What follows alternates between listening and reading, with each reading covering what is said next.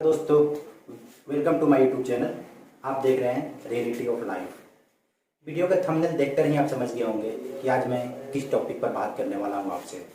तो please video को बिना स्किप किए पूरा आखिरी तक देखें ताकि आप लोगों को समझ में आए कि एक आम आदमी के अधिकार क्या क्या होते हैं।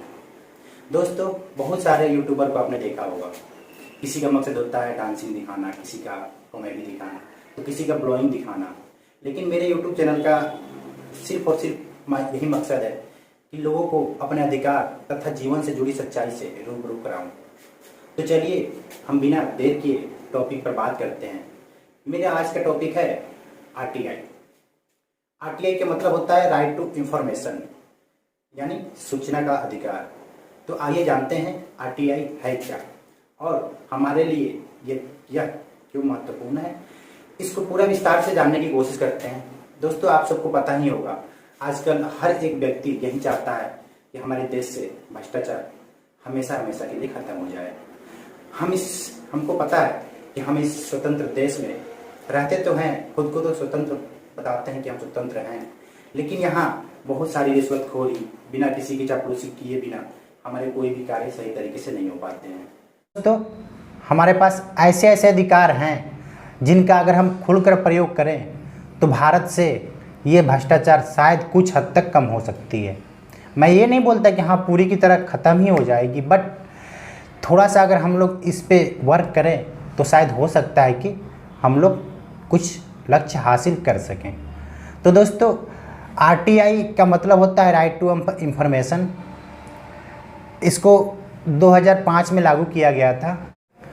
दोस्तों, हमारी गवर्नमेंट की तरफ से बहुत सारे स्कीम लागू किए जाते हैं, लेकिन क्या आप लोगों को पता है यहाँ हमारे गांव तक, शहरों तक आते आते ये सारे चीज़ बीच में ही ख़त्म कर दिए जाते हैं। आप लोगों को पता है कौन सी स्कीम के लिए कितने पैसे आते हैं और कितने खर्च होते हैं? जी नहीं, किसी को नहीं पता होता। लेकिन हम आम नागरिक हैं। ये आरटीआई का मेन मकसद यही है। इसके कहने का अर्थ ये है कि हम एक आम नागरिक नहीं, हम दोस्तों कहने को तो हम अपने आप को स्वतंत्र कहते हैं कि हाँ हम स्वतंत्र हैं, लेकिन क्या हम लोग स्वतंत्र हैं वाकई में? अपने दिल से पूछिए कि क्या हम लोग स्वतंत्र देश में हैं? जी नहीं, मुझे नहीं लगता कि हम लोग स्वतंत्र हैं आज के समय में भी। 21वीं सदी में हम लोग जी रहे हैं, लेकिन आज के समय में भी हमारे देश में भ्रष्टाचार इतना सुचारू रूप से चल रहा है कि चाह कर भी हम अपने कार्यों को सही अंजाम तक नहीं पहुंचा सकते हैं। दोस्तों, आरटीआई लाने का मेन उद्देश्य यही था कि भारत का हर एक नागरिक सरकार से सवाल जवाब कर सके, क्योंकि भारत के हर एक नागरिक को यह अधिकार है कि वो सरकार से किसी भी योजना, किसी भी कार्य के बारे में सवाल जवाब कर सके। क्योंकि भारत के एक नागरिक को क्यों ये हक है? आप ज़रूर पूछेंगे कि हाँ ये हक क्यों है?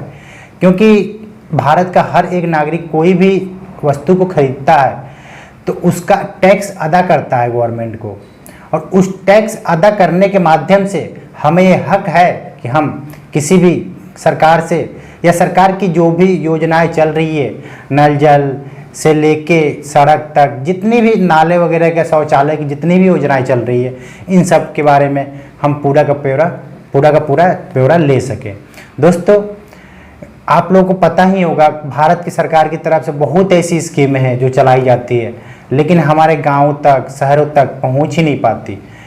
पता ही नहीं चल पाता किस योजना के लिए कितनी पैसे आई हैं और कितना इस पे खर्च हो रहा है।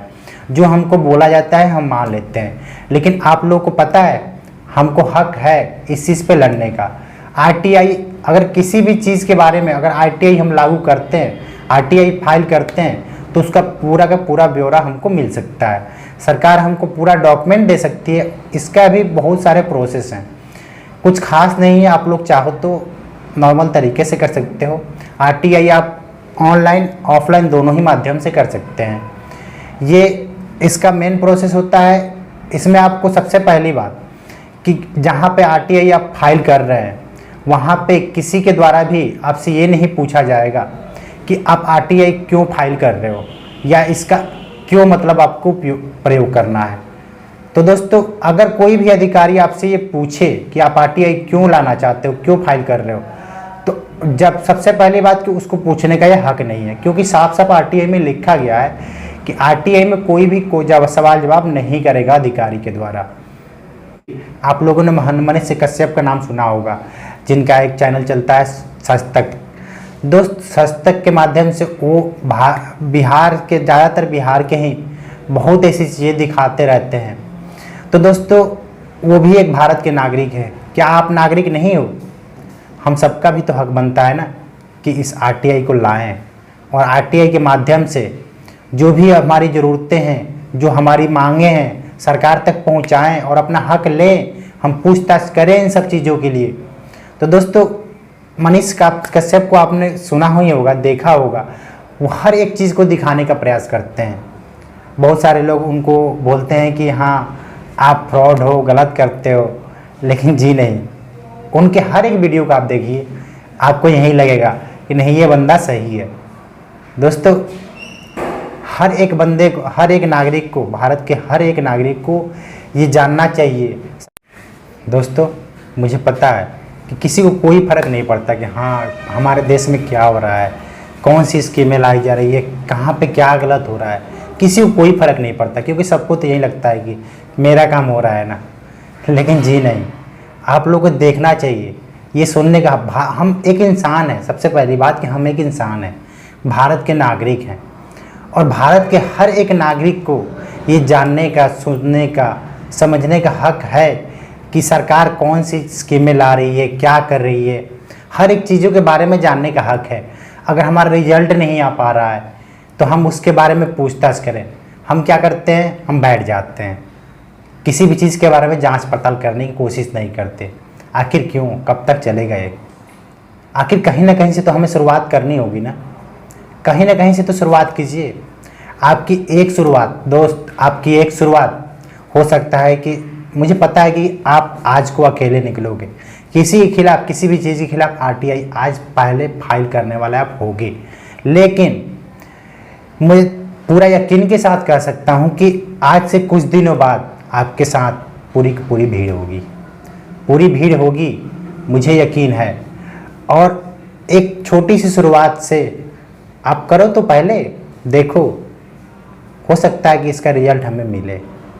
दोस्त, आरटीआई अगर हम फाइल कर रहे हैं तो आरटीआई फाइल करने के 30 दिनों के अंदर, जिसके खिलाफ भी आरटीआई फाइल करते हैं वो 30 दिनों के अंदर आपको पूरा का पूरा डॉक्यूमेंट देगा, आपको बताएगा कि हाँ इस योजना, किसी भी योजना के खिलाफ या किसी भी चीज़ के खिलाफ आरटीआई आप फाइल किए हो तो उसका पूरा का पूरा ब्यौरा 30 दिनों के अंदर आपको देगा।